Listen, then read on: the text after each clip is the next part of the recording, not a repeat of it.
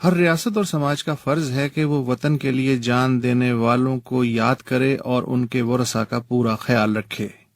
اس تناظر میں سندھ حکومت کا یہ فیصلہ مستحسن ہے کہ ضلع شکارپور میں 9600 ایکڑ جنگلاتی زمین مسلح افواج کے 500 شہداء کے ورثاء کے لیے منظور کر لی گئی تاکہ وہ کھیتی باڑی کے ذریعے زندگی سہل بنا سکیں۔ آرمی 2001 سے کوشاں تھی کہ شکارپور میں 35,000 ایکڑ زمین مل جائے، لیکن مشرف حکومت نے جانے کیوں اس پہ توجہ نہیں دی اور بعد کی حکومتیں بھی یہ معاملہ ٹالتی رہیں۔ فوجی افسروں اور جوانوں کو ان کی خدمات اور بہادری کے عوض زمین الاٹ کرنے کا کام برطانوی دور میں شروع ہوا، لیکن اس الاٹمنٹ کی وجوہات، مقاصد اور الاٹی کا ریکارڈ رکھا جاتا تھا۔ زمین کا مالک صوبہ تھا اور فوج کو زمین لیز پہ طے شدہ مقاصد کے لیے دی جاتی تھی، اور یہ مقاصد اصل مالک یعنی صوبے کی مرضی کے بغیر تبدیل نہیں ہو سکتے تھے۔ مگر پاکستان بننے کے بعد فوج کو زمین کی الاٹمنٹ اور اس کی تفصیلات کا معاملہ بھی حساس قومی معاملات کی فہرست میں ڈال دیا گیا، اور اس بابت کبھی فوج یا ریاست کی جانب سے کوئی جامع باضابطہ تفصیلات نہ آ سکیں۔ اب انگریز دور کی لاہور چھاونی کو ہی لے لیجئے۔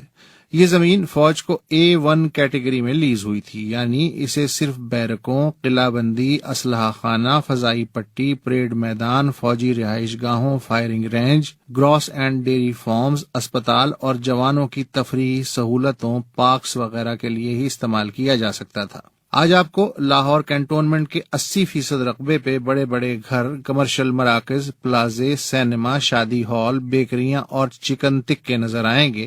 پھر بھی یہ کنٹونمنٹ ہی کہلاتی ہے۔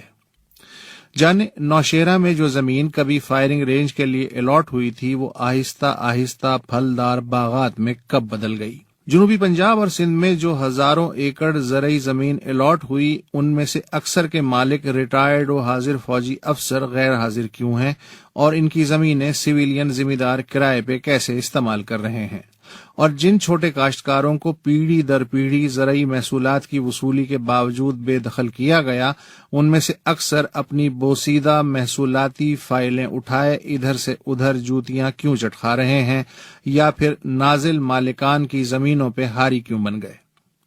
کیا آپ نے چولستان میں 380 روپے ایکڑ پہ زمین الاٹ کرانے والے کسی پرویز مشرف یا خالد مقبول کو اپنے ہی رقبے پہ کبھی ٹریکٹر چلاتے دیکھا؟ پچھلے 68 برس میں لگ بھگ 15 سے 20 ہزار جوانوں اور افسروں نے وطن پہ جان قربان کی، اور اس وقت تقریباً 13 لاکھ کے لگ بھگ پینشن یافتہ فوجی موجود ہیں۔ ان سب کو رہائش اور زندگی کی باوقار سہولتیں فراہم کرنا ریاست کا فرض ہے،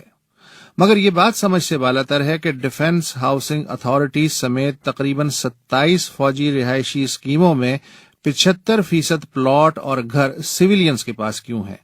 جبکہ چاروں صوبوں میں لگ بھگ 12% سرکاری زمین بھی فوج کے زیر استعمال ہے، اور ماشاءاللہ اربوں روپے کا اندرونی فلاحی ڈھانچہ بھی۔ 60 لاکھ بے مکان شہری اور 3 کروڑ بے زمین کسان تو جائیں بھاڑ میں، مگر مائی باپ اسی وطن میں پولیس اور نیم فوجی اداروں کے ہزاروں شہداء کے تھوڑے بہت ورثاء بھی تو رہتے ہیں۔ یہ نااہل، کرپٹ، سفاک، مشکوک سویلینز تو کبھی بھی ان کے لیے کچھ نہیں کریں گے۔ آپ ہی کچھ خیال کر لو مائی باپ۔